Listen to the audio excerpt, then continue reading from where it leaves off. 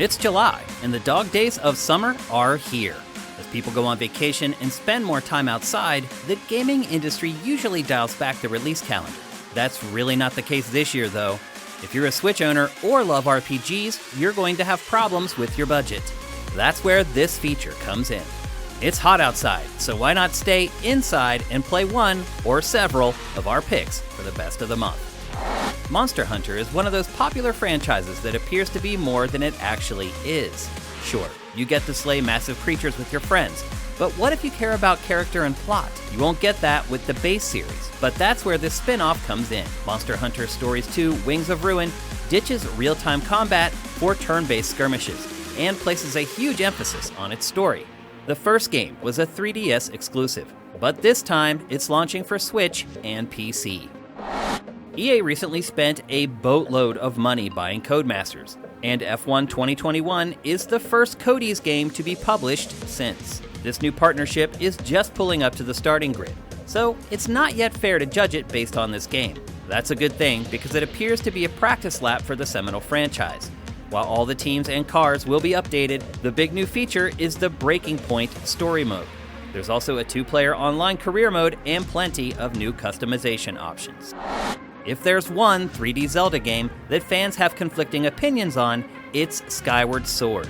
Originally released for the Wii almost 10 years ago, it was chided for its awkward cinematics, finicky motion controls, and annoying companion, Fi. The good news is the game has been remade, and it will tackle at least one of its big issues with the option to play the game with buttons instead of waggle. It's also received a generous boost to its visuals, as the blurry textures of yore have been redone with no hit to the frame rate. If you didn't play it way back when, it's an important game. It represents the first events of the Zelda timeline, and it reveals the origins of the legendary Master Sword. Do you miss the classic era of turn-based RPGs for the SNES? So do the developers of Cris Tales. This cartoony homage to the 16-bit age has its own set of time-bending twists, though. Peer into and learn from the past, decide on actions in the present, and alter the course of the future in ways that will dynamically reshape the world depending on the choices you make. Reaping the souls of the dead is a tough gig, but someone's got to do it. That's your job in isometric hack-and-slash action-adventure Death's Door. The problem is that some prankster has taken your soul and run off with it. You must chase the thief into a strange realm where everything grows to massive proportions. Don't get too scared. You'll have a vast array of traversal and attack options to keep the critters in check. The tower defense genre underwent a boom period half a decade ago, but few attempted to bring the genre into 3D and give players actual agency over the combat. Orcs Must Die was one of the exceptions. Not only can you set traps to stop the hordes, you can also get your hands dirty cleaning up the stragglers. It was a Stadia exclusive for an entire year, but that agreement has just come to an end. One of the underdogs for last year's Game of the Year awards, Microsoft Flight Simulator has been locked out for most of us who do not have an extremely powerful PC that can run it. That all changes, well, kinda, when it launches for Xbox Series consoles. If you're lucky enough to have scored one by now, prepare for the most stunning and full-featured flight simulation ever released. It may sound boring on paper, but just wait until you're trying to land 200,000 tons of steel on what's essentially a highway. The original game in this franchise launched for the 3DS back in 2008.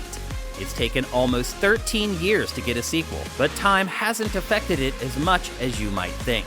It's still a team-based action RPG with music and rhythm elements set in Tokyo's youth culture. Collect pins that give you new attacks to use in its stylized renditions of the city's most recognizable districts. Phoenix Wright and crew have been staples of the handheld scene for quite some time, but there are still 2 games in the franchise that have never been released in the West. The Great Ace Attorney Adventures and the Great Ace Attorney 2 Resolve have been combined into one product for the Great Ace Attorney Chronicles. Follow one of Phoenix's ancestors as he attempts to solve 10 different cases. Speak to witnesses, examine evidence, make your conclusions, and then take it to court. A brand new story option lets you skip all the puzzle solving if Sherlock Holmes isn't one of your ancestors. After the botched release of Cyberpunk 2077, we wouldn't blame you if you've sworn off the sci-fi subgenre, but The Ascent might make you second guess. This cooperative, isometric action RPG includes a similar setting and aesthetic, with hopefully far less bugs and glitches. You're a part of a corporate machine that collapses, and it's up to you to pick up the pieces and restore order. Perhaps your faith in Cyberpunk will also be restored if you pick it up on July 29th. We hope you enjoyed our picks for the 10 games worth buying in July 2021, and it helps you map out your spending for the month. If you'd like to support our content, head to patreon.com/sifted and drop us a pledge. Just $4 per month gets you all our content several days early. If you can't afford to contribute, please like, subscribe, and ring the notification bell to get alerts every time we publish something new.